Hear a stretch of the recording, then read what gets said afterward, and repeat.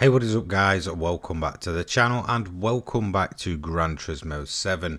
In today's video I'm going to continue on with my Group 1 car reviews, in which we hope to review all of the Group 1 cars within GT7 and come up with a full complete list in order of best to worst. Now currently in terms of the modern day I guess Le Mans machinery, we've reviewed the TS030 from 2013 and 2012 and obviously the TS050. Now it's time to review something a little bit different with a complete rule change. This is the Toyota GR010 Hybrid.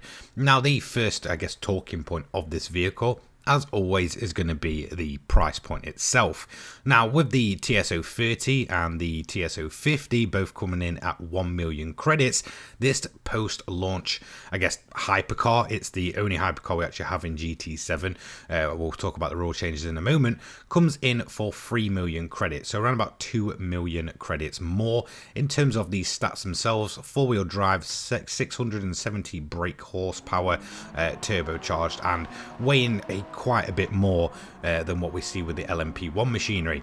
Now obviously I've mentioned that the GR010 is basically made for a completely different rule set in comparison to the LMP1 machinery. So whilst there is a few key differences between the likes of the TS030 and the TS050, one being a naturally aspirated hybrid and one being obviously turbo hybrid. Obviously for 2014 there was a fairly big switch in sort of regulations and in terms of the styling of the LMP1 machinery. I'd say most of the stuff really from around about 2012 onwards realistically looked, I'd say, very similar for up to around about 9 to 10 years in the sport. Then obviously in 2021 the entire regulations got switched over to a completely different design of car. Now I think a lot of the talking points about this vehicle itself is going to be just kind of what the regulations were originally envisioned as. I think a lot of people expected to see some very much, I guess, more road going cars, very much like the GT1 days, but basically with the hypercar rules it really did kind of, you know, turn into this sort of whole loophole battle, and I think a lot of the cars looked very different from the others.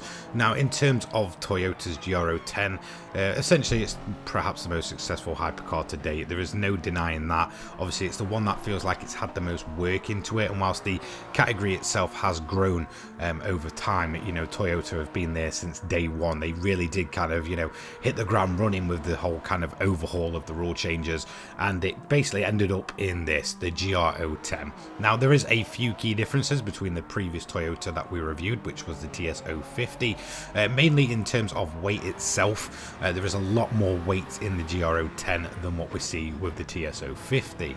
I do feel like the weight of this car is something that you really need to bear in mind, especially in comparison to the, I guess, relatively lightweight LMP1 machinery of the 2016 era that we mainly see in GT7. It will definitely move around a lot more. There's a lot more weight to push around through the corners. In terms of the, you know, hybrid boost itself, much different on these machines, so it's definitely more of a long burner, whereas the sort of, I guess, LMP1 machinery will sort of, I guess, chuck you out of a corner, use up all the hybrid, and then you'll sort of potter around at a relatively low speed in comparison to a lot of other Group 1 cars. The GR010 has a completely different way of deploying it, so it's much more endurance based. It feels like it is going on for a lot longer. However, once that hybrid boost is gone, you definitely notice a, I guess, massive drop off in comparison to what you see with the LMP1 machineries. Now the main reason for this is obviously because with the LMP1 machinery, with it being such a quick boost, you will definitely get a feeling for it, but then if you're on like a big straight or something, you know, you kind of forget that it's, you know, got the hybrid there until you sort of brake and it shoots off again. Whereas with the hypercar, because it is such a long deployment, recharging it and getting that boost back in seems to take a lot more effort, meaning that if you are on a longer grinding race and such, once this boost is gone, it is going to be very difficult for you to get back and really feel that difference that the hybrid is going to give you. In terms of the hypercar itself, obviously there is a lot less in terms of the aerodynamics, and it really does feel like it feels like overall it is a much more simplified way of throwing the aero about in comparison to the LMP1 machinery. Obviously it's a lot more toned down for this entirely different generation of I guess Le Mans prototype. So whilst the Hypercar definitely lacks the, I guess, more aggressive aero and more on-rails feeling of the 2016 models, which is obviously the closest comparison we've got, which is the TS050, I would say that overall it is much more of a driver's vehicle. You're probably going to have a tougher time at first, but once you're nailing the laps in the GR010, it's perhaps one of the best driving cars in the entirety of GT7.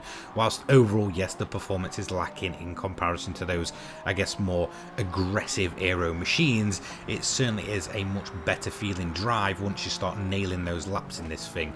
I honestly think this is perhaps one of the better cars for just getting used to, I guess, a more tricky car overall. It is much more prone to spinning up those rear tyres. It isn't afraid to be able to throw you in a barrier, because if you do get it wrong in this thing, you are going to know about it.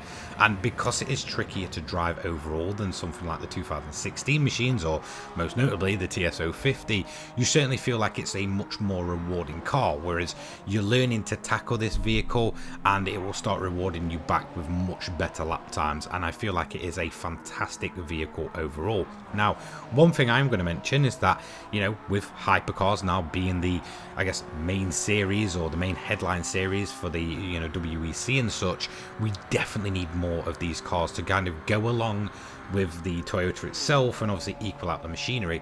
Like I said, at first, whilst this car was probably being modelled for GT7 and such, and you know they do have the partnership with Toyota and that, this was perhaps the only one available for them to model. But now this series is growing and we've seen more manufacturers kind of come into it and such over time.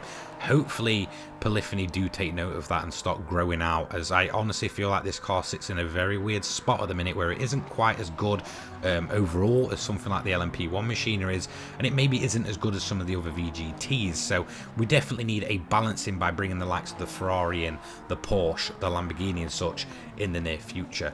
Overall, fantastic machine, there is no doubt in that. In terms of its lap time though, it is one of the cars that is massively improved. So as you can see, my original lap time was all the way back in June of 2023.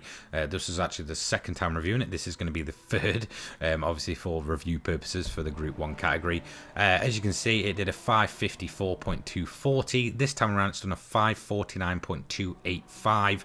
Again, just slightly off the TS050, which is expected. However, I think it is helped by the overall higher top speed of the GR010, which can go on to much higher top speeds, as the hybrid doesn't just dwindle out straight away, unlike the TS050. But definitely overall a much more rewarding drive and beating cars like you wouldn't necessarily expect it to. So the GR010, a new era for Toyota, an already proven race car, very successful in what it does. Hopefully Polyphony start growing out this category and give it some more competition, as currently it kind of sits in its own weird little category where it isn't quite as competitive as some of the other vehicles, and certainly needs something else to kind of match it and give us maybe some hypercar races in the future. Thanks so much for watching. I'll see you in the next one. Take care guys. Peace.